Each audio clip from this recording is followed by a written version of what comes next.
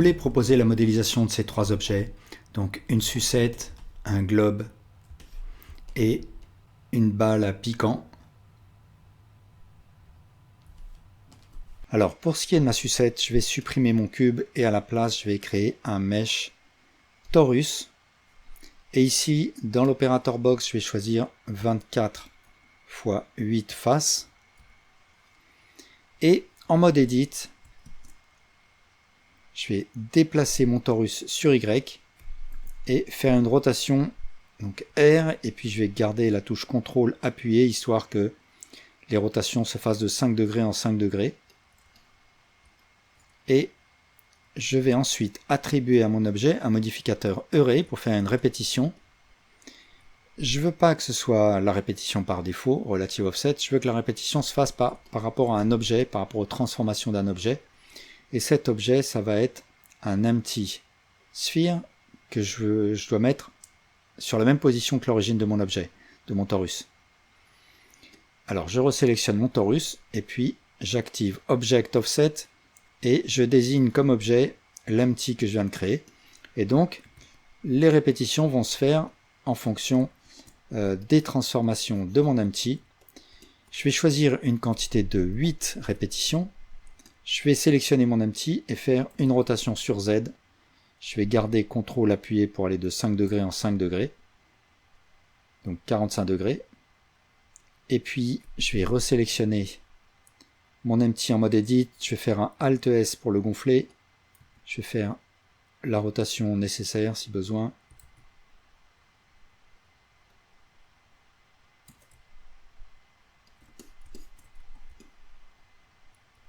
Je vais attribuer à mon objet un modificateur Subdivision Surface pour avoir quelque chose de plus arrondi avec un niveau de 2. Et aussi un clic droit Shade Smooth pour avoir un lissage désombré. Et maintenant ce que je veux c'est une répétition. Donc je vais à nouveau utiliser un Array. Je vais le mettre au-dessus du Subdivision. Je vais garder Relative Offset, sauf que je veux que la répétition se fasse sur Z. Donc XY ça va être 0. Et Z, je vais mettre 1 pour l'instant. Et il faut que je descende un petit peu cette valeur. Donc je garde le Shift appuyé pour précisément régler la valeur. Et je vais mettre une répétition de 5. Et voilà, j'ai ma sucette. Alors pour ce qui est de mon globe, je vais supprimer mon cube et créer à la place un mesh UV Sphere. Et ici, dans l'opérateur box, je vais lui donner 48 x 32 vertices. Et je vais passer en mode Edit. Je vais sélectionner 3 bandes de face. Et il faut que je sélectionne celle-ci aussi. Je vais faire CTRL-I pour inverser la sélection et faire un X Delete Faces. Ensuite, je vais me mettre en vue de face. Je vais faire Alt-Z pour me mettre en transparence. Je vais sélectionner tous ces vertices et les supprimer. Et ici, dans le panneau des modificateurs, je vais attribuer à mon objet un modificateur Mirror sur X et Z. Alors, ce que je veux, c'est dupliquer mon objet pour faire une rotation complète. Et pour faire cela, je vais utiliser le modificateur Array. Alors, avant, je vais activer l'option Clipping qui va me permettre de fusionner les vertices qui sont le long de l'axe de miroir.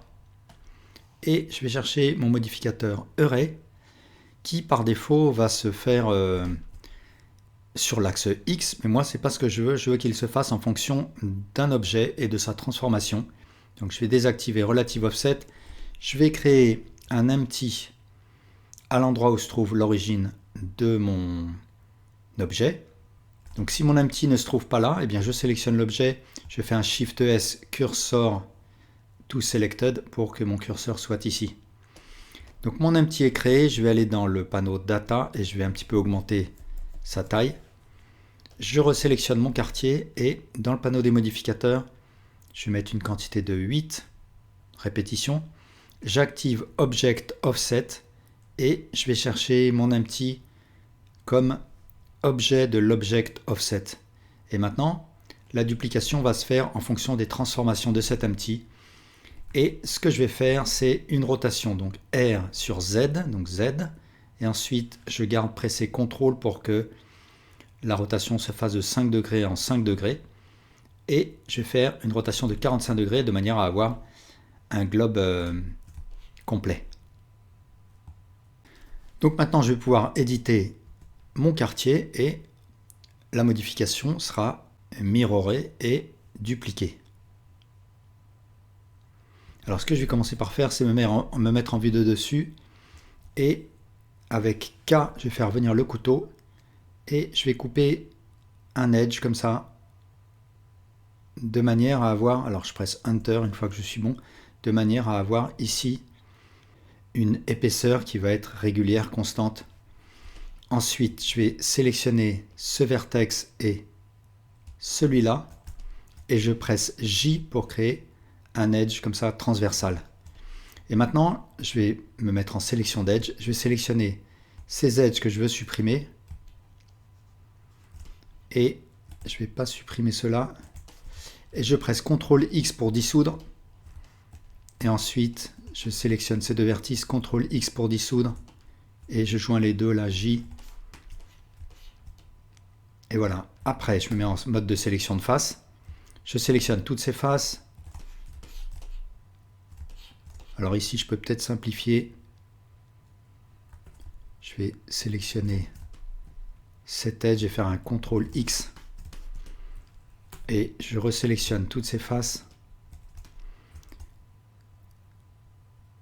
Je sélectionne ces faces. Je pense ici à activer l'option Merge de manière à ce que les vertices fusionnent entre les répétitions. Et je vais faire un Alt E, Extrude Faces Along Normals. Et je vais augmenter ici la distance de fusion. Ici, elle ne se fait pas parce qu'il faut que j'active l'option First and Last Copies, de manière à ce que la fusion se fasse aussi entre la première itération et la dernière. Alors, ce qu'il faut que je pense aussi à faire, c'est ici supprimer les faces intérieures. Sinon, après, j'aurai des problèmes. Donc, je sélectionne cette suite de faces et je presse X Delete Faces. Et je réactive mes modificateurs. Ensuite, je presse clic droit Shade Smooth. Et là, il y a un lissage qui se fait non seulement entre les faces ici, mais aussi les faces qui sont perpendiculaires. C'est ça qui donne ce mauvais ombré. Donc pour régler ça, je vais dans le panneau Data et sous Normal, j'active Auto Smooth. Alors visiblement, l'Auto Smooth va disparaître et il sera sous forme de modificateur dans les versions suivantes, donc à confirmer. Et j'ai donc mon globe. Alors pour ce qui est de ma boule à piquant, je vais utiliser l'add-on qui s'appelle Add Mesh Extra Object.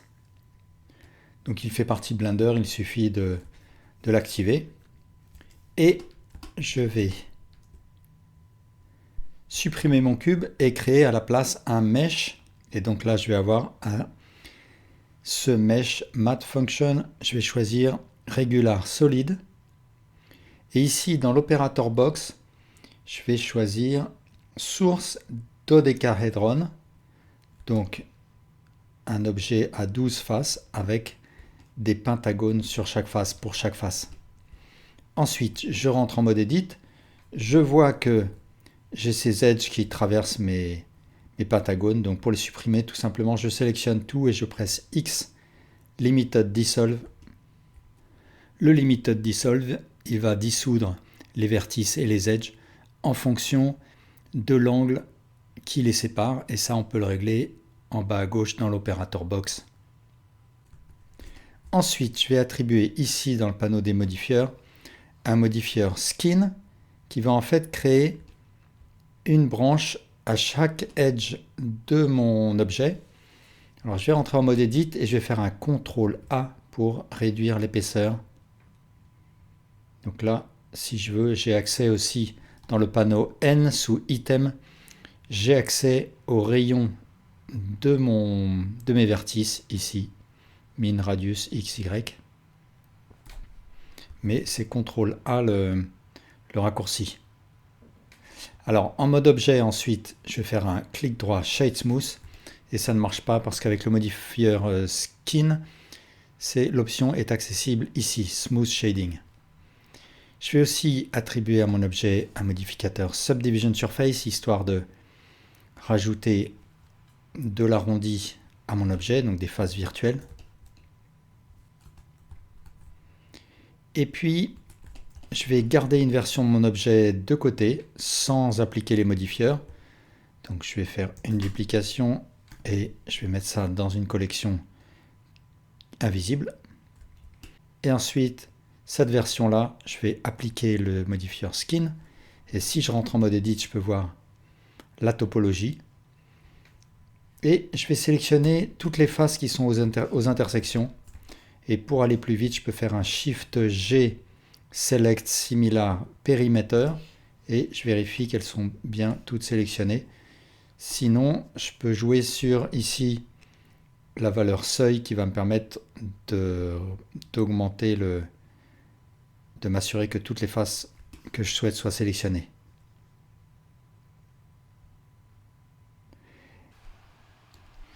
Ensuite, je vais faire un I pour faire un inset, directement suivi de la touche CTRL, de manière à éloigner les faces. Donc en fait, le CTRL après l'inset me permet de jouer sur la valeur depth. Merci à Gordon Brickman pour l'astuce. C'est un petit peu comme si j'avais fait un extrude along normals, puis un scale individuel des faces. Et après, je peux jouer sur la taille de l'inset avec la valeur thickness.